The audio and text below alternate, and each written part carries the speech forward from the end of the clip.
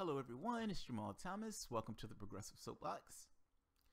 I just did a video with Caitlin Johnson. That interview went amazingly well. I did this video earlier, but it came out a little off in the editing. This came out in Zero Hedge.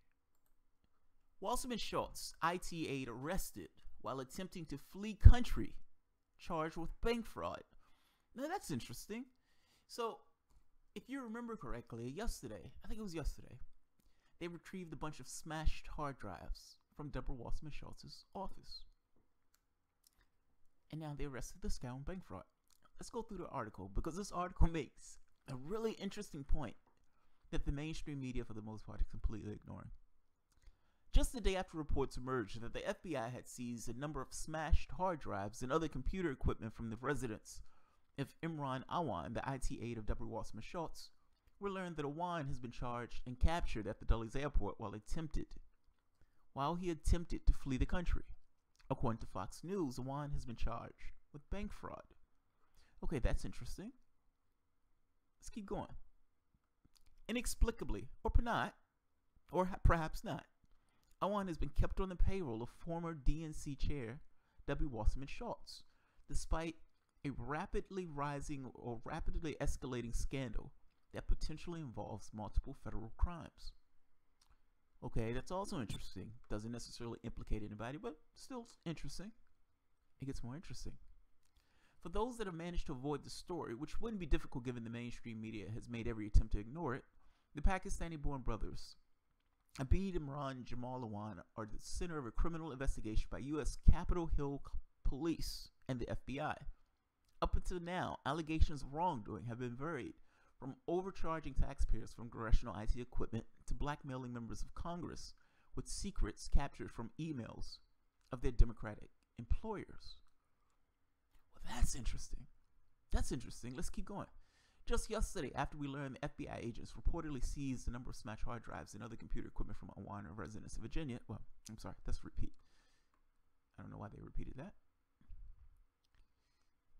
One bombshell that has been all but ignored by mainstream media is that Imran, I'm sorry, I'm pronouncing his name poorly, Imran Awan had access to Debra Wasserman Shultz's iPad password, meaning the brothers also had direct access to the notorious DNC emails.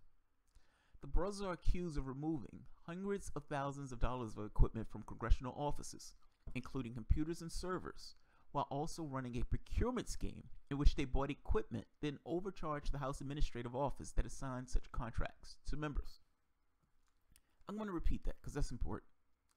One bombshell that has been all but ignored by mainstream media is that Imran Awan had access to Debra Wasserman Shultz's iPad password, meaning the brothers also had direct access to the notorious DNC emails.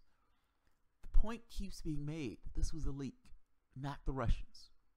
That's the point. That's the persistent point that continues to linger in the air.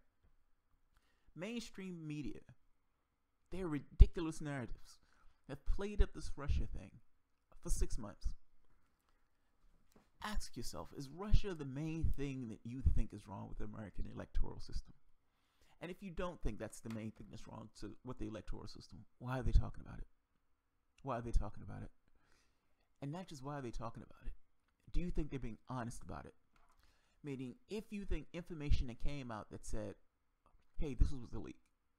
This was a leak. This wasn't the Russians hacking us.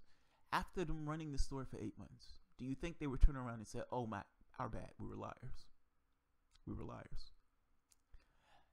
Democrats are invested in this story because Democrats want to talk about any and everything other than themselves. They don't want to have the conversation on why they lost the election, at least not publicly. And they believe using Russia can essentially tie his hands up for a period of time. It's politics. It's what you do when you don't have anything else and you're trying to tie up your opposition. Now, the problem with that is that foments a war. And the bigger issues that need to be talked about and discussed in a country are completely off the table. We're talking about healthcare, but we're talking about healthcare from the standpoint of them gutting Obamacare. All of these issues that you're going to care about, right now that you care about, that you full well care about, that you believe that would make your life, somebody else's life, easier, they're off the table. You know what's important? Russia. Russia. When you look at the media, Russia, you honestly believe that your world and each and everything that you deal with in your world has to do with Russia. And not just that. How do they know that it was a hack? They lied about one source saying it was 17 sources. They backed away from that. The only people they're using, they never looked at the servers directly. They're using secondhand information to come to conclusions. You're finding every day, there's another story out in Consortium News that showed, hey, this looks more like a leak than it does a hack. The narrative you're getting is wrong. Or at the very least, the narrative that you're getting is not the full context of the narrative. That's the point I'm making to you. Good job, Zero Hedge. This is awesome. This is absolutely awesome.